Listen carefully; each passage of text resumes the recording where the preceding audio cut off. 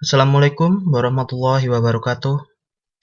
Saya Heristiawan Aryo Wirotomo dari kelompok 6 akan menjelaskan tentang cara kerja dari serat optik.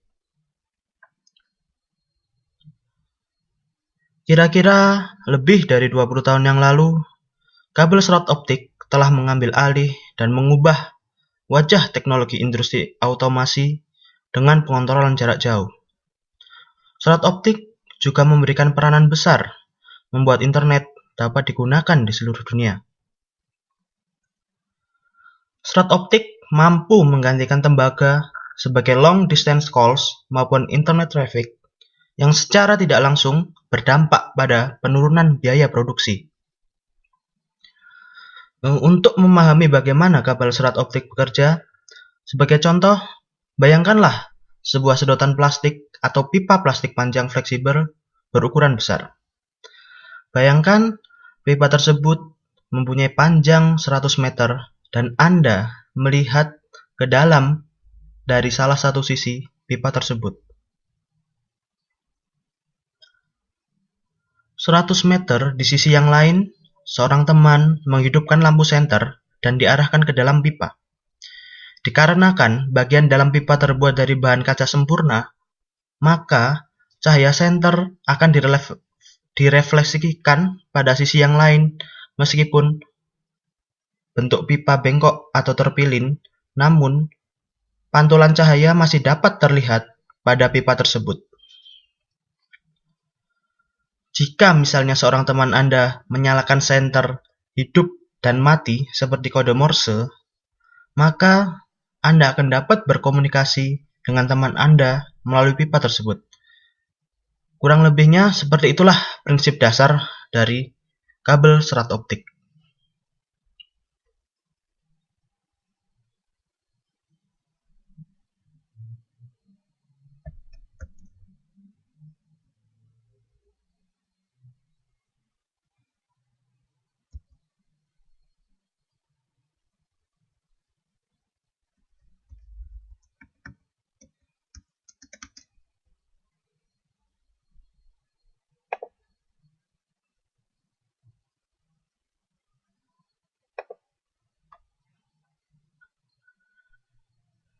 Sebuah kabel serat optik terbuat dari serat kaca murni, sehingga meskipun kabel mempunyai panjang yang beratus-ratus meter, cahaya masih dapat diteruskan dari ujung satu ke ujung yang lainnya.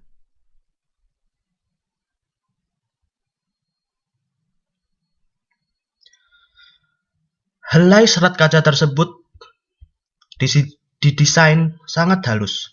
Ketebalannya kira-kira sama dengan tebal rambut manusia. Helai serat kaca dilapisi oleh dua lapisan plastik yang sangat tipis.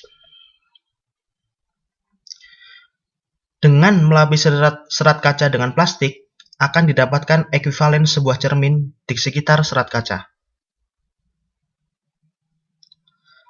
Cermin ini menghasilkan total internal reflection atau refleksi total pada bagian dalam serat kaca. Sama seperti jika kita berada pada ruang gelap.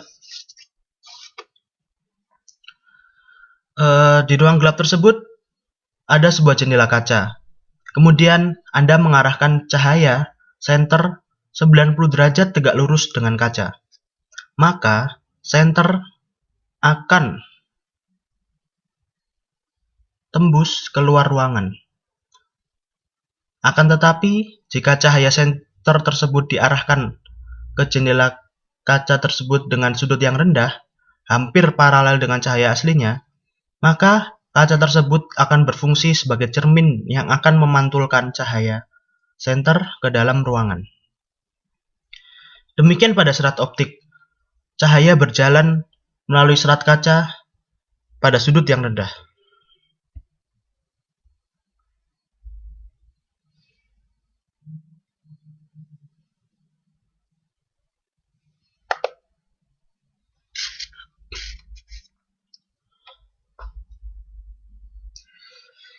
Berlainan dengan telekomunikasi yang mempergunakan gelombang elektromagnet, maka pada serat optik, gelombang atau sinyal cahayalah yang bertugas membawa sinyal informasi. Pertama-tama, mikrofon mengubah sinyal suara menjadi sinyal listrik.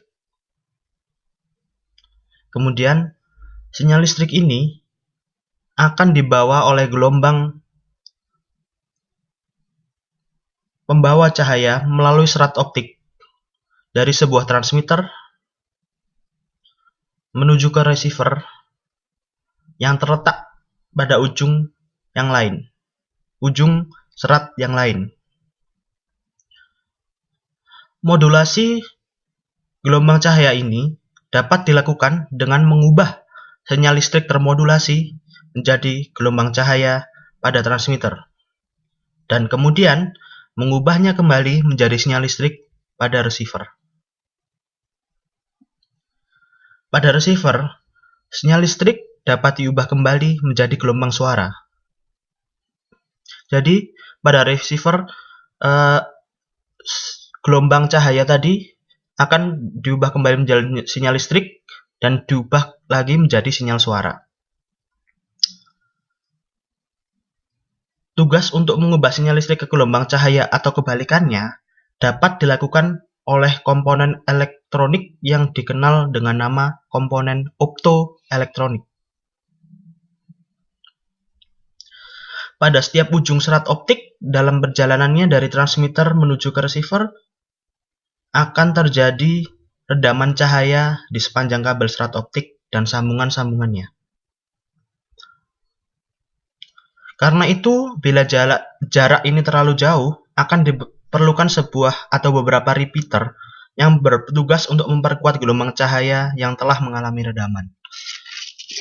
Fungsi dari repeater ini hampir sama dengan sebuah amplifier, yang dimana akan menguatkan sinyal berbentuk cahaya tadi agar mampu diteruskan menuju ke receiver dari sebuah transmitter tadi.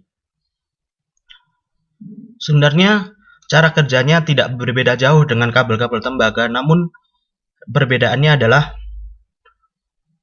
kalau kabel tembaga yang dialirkan adalah sinyal listrik, nah di serat optik yang dialirkan adalah sinyal cahaya. Kurang lebihnya begitulah cara kerja dari serat optik. Mungkin tidak ada banyak perbedaan dengan kabel tembaga biasa, namun seiring dengan berkembangnya zaman, kabel serat optik telah menjadi media transmisi yang sangat penting dalam mengalirkan semua informasi di dunia ini, baik itu melalui bawah tanah, air, maupun lewat udara pun bisa digunakan kabel serat optik ini. Terima kasih. Sekian presentasi tentang cara kerja serat optik dari saya.